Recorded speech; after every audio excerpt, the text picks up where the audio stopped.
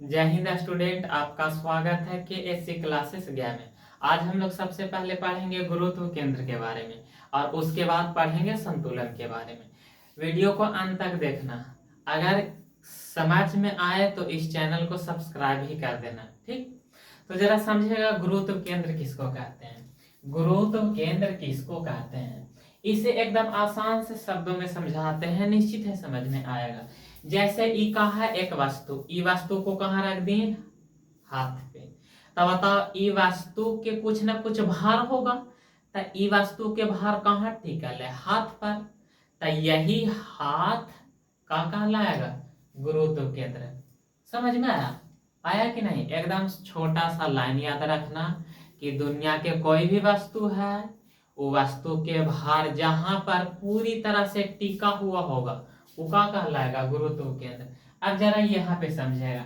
जैसे ई एक सतह है, ई एक का है सतह है, इसके ऊपर एक वस्तु रख दी। जरा ध्यान से देखेगा, बना देते हैं। एक वस्तु रख दी इसके ऊपर, ई एक प्रकार के का है वस्तु है।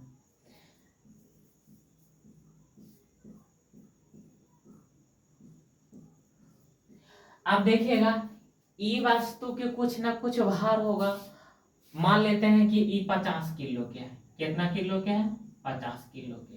तो बताओ 50 किलो इसका भार है, तो ई वस्तु के 50 किलो भार कहाँ पूरी तरह से टिकल है, इस वाला हिस्सा पे टिकल है। तो यही वाला भाग कहलाएगा का गुरुत्व केंद्र। अब समझ में आया? का बताएं कि जिस बिंदु पर, ई तो एक निश्चित बिंदु है ना, है जिस बिंदु पर कोई वस्तु के भार पूरी तरह से टिका हुआ होगा तो वो का कहलाएगा गुरुत्व केंद्र। समझ में आया? का बताएं कि वस्तु का भार जिस बिंदु पर काम करेगा वो का कहलाएगा गुरुत्व केंद्र। यहाँ से तीन तरह के पॉइंट बनता है, तीनों आप बता सकते हैं यदि इतना समझ में आया तो। सबसे पहले पॉइंट बनता है कि वस्तु है और वस्तु का जो भार है गुरुत्व केंद्र से नीचे काम करेगा कि ऊपर काम करेगा। तो बता, ये 50 किलो के है तो 50 किलो ताकत नीचे ना लगाएगा, नीचे लगाएगा, यानी एक भार गुरुत्व केंद्र से कहाँ काम करेगा, नीचे काम करेगा। तो पहला पॉइंट याद रहा। पहला पॉइंट का बताएं कि तिरिया नीचे है, मतलब कहाँ काम कर रहा है, नीचे। तब वस्तु का जो भार होगा वो गुरुत्व केंद्र से कहाँ काम करेगा, नीचे काम करेगा। पहला पॉइंट याद हुआ? क्या बताएं कि वस्तु का जो भार होगा वो गुरुत्व केंद्र से कहाँ काम करेगा, नीचे। कहेगा कैसे? तो बताओ, पूरा वजन यहाँ पर टिकल है तो ये बिंदु का कहलाएगा गुरुत्व केंद्र। तो बताओ, ये 50 किलो है तो 50 किलो ताकत ऊपरे लगाएगा कि नीचे? तो 50 किलो ताकत नीचे लगाएगा, यानी इसका भार पूरी तरह से गुरुत्व केंद्र के कहाँ होता है, नीचे होता है।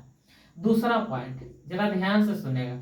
दूसरा पॉइंट यही है कि गुरुत्व केंद्र कहाँ की ओर काम करेगा, नीचे की ओर की ऊपर की ओर। तो बताओ, गुरुत्व केंद्र ही ना है, तो गुरुत्व केंद्र कहाँ है, ऊपर है कि नीचे है? तो सबसे नीचे है, यानी हमेशा गुरुत्व केंद्र कहाँ की ओर काम करेगा, नीचे की ओर काम करेगा।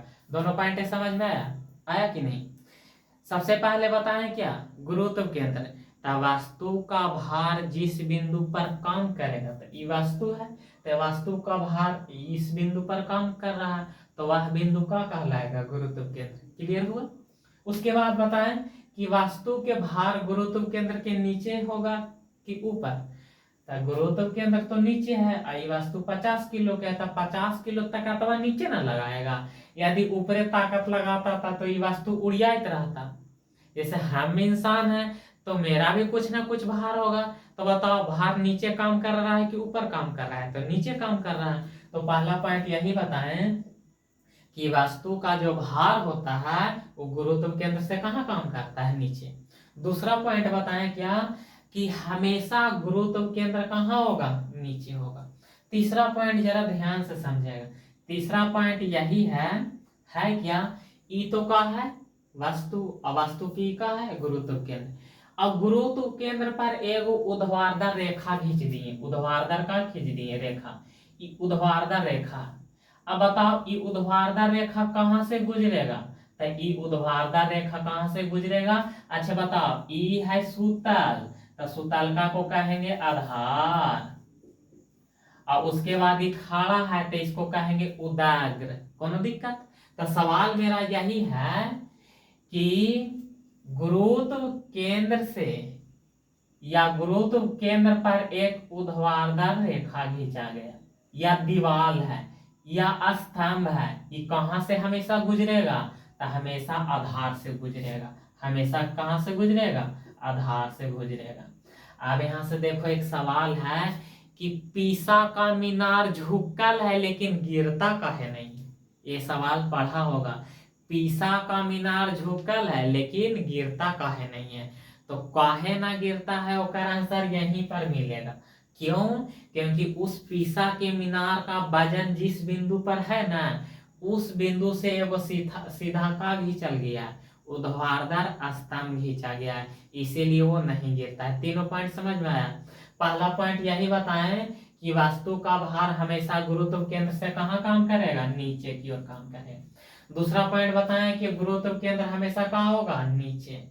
तीसरा पॉइंट क्या बताएं कि गुरुत्व केंद्र से यदि ऊर्ध्वाधर स्तंभ खींचा जाए या रेखा खींचा जाए तो कहां से गुजरेगा? तो हमेशा आधार से गुजरेगा। इतना बातें क्लियर हुआ या नहीं हुआ? इतना बातें तो समझ में आ जाना चाहिए। अब जरा ध्यान से सुनेगा। यहीं पर गुरुत्व केंद्र की कहानी का हो गया, खत्म हो गया। अब जरा उसके आगे समझेगा। अब तो समझ में आया होगा कि गुरुत्व केंद्र किसको कहते हैं। तो ई वाला भाग को क्या कहेंगे? गुरुत्व केंद्र कहेंगे। ये वाला भाग को कहेंगे गुरुत्व केंद्र। अब जरा समझेगा, गुरुत्व केंद्र तो समझा दिए। अब उसके बाद पढ़ना है संतुलन के बारे में। यदि गुरुत्व केंद्र समझ में आया तो निश्चित है कि संतुलन भी समझ में आएगा।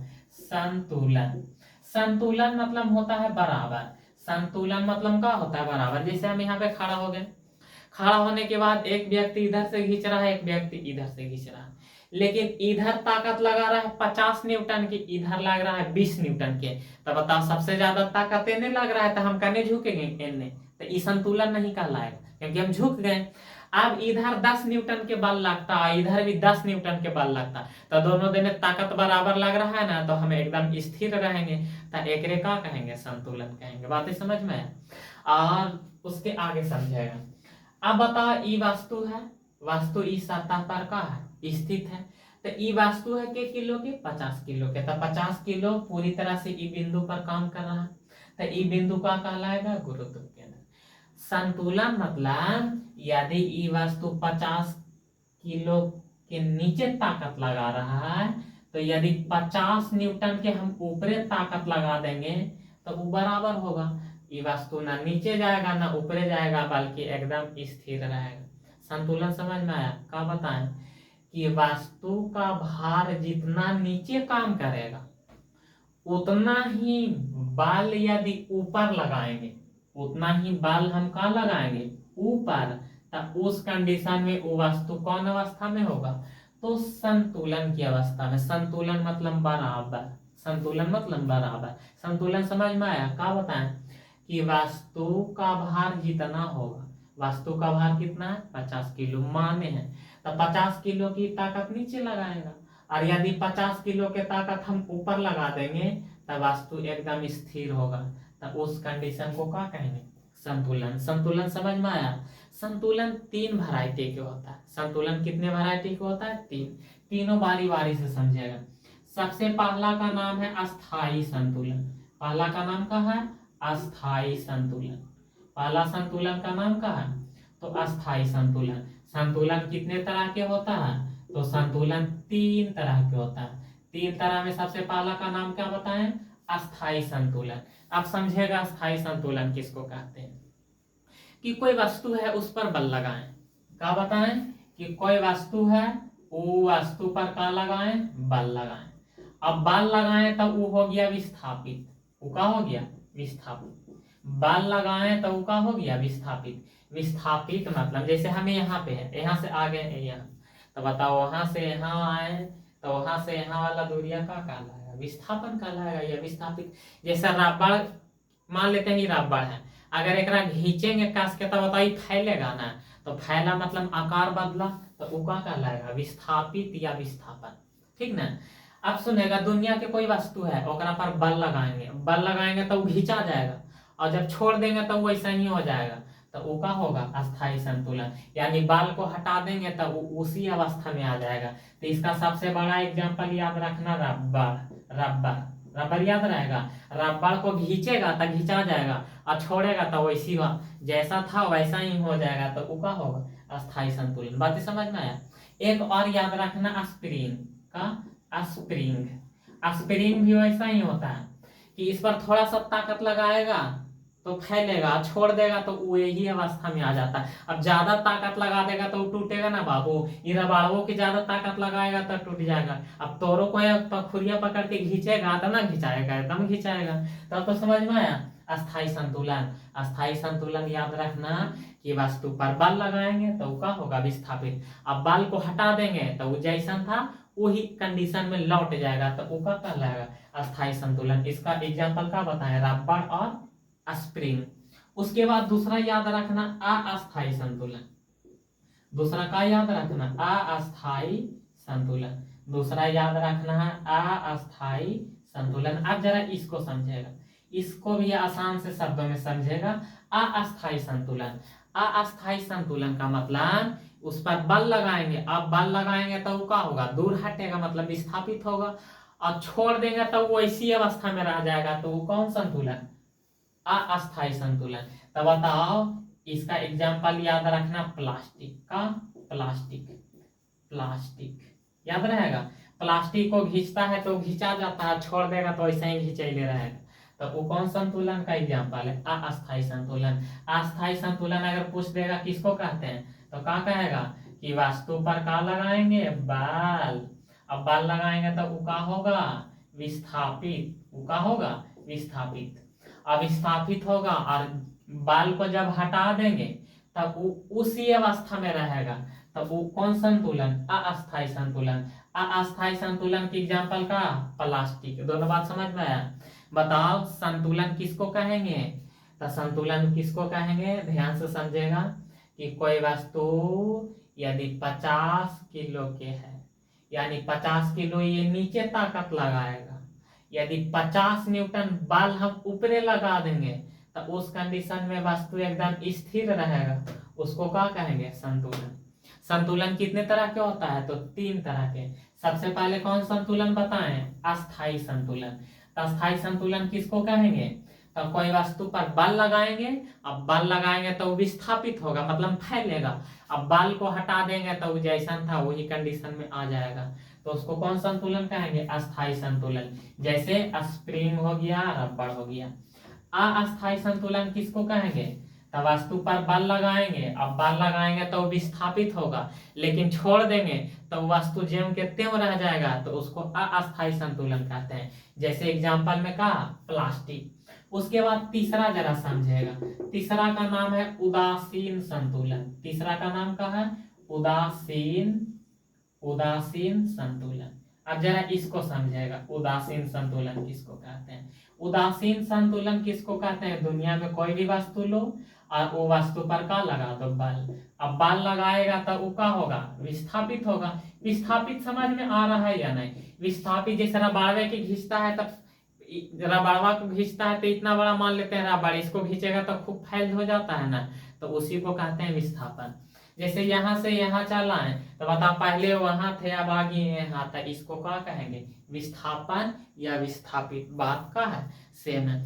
उदासीन, उदासीन संतुलन किसको कहते हैं ये समझेगा कि कोई वस्तु है ओकरा पर का लगाएंगे, ताकत, ताकत लगाएंगे तो वो का हो जाएगा, विस्थापित हो जाएगा, थोड़ा बड़ा हो जाएगा। लेकिन जब ताकत को हटा देंगे, ताकत मतलब बल को हटा देंगे, तो बाल को जैसी हटा देंगे तो वो नया अवस्था में आ जाएगा।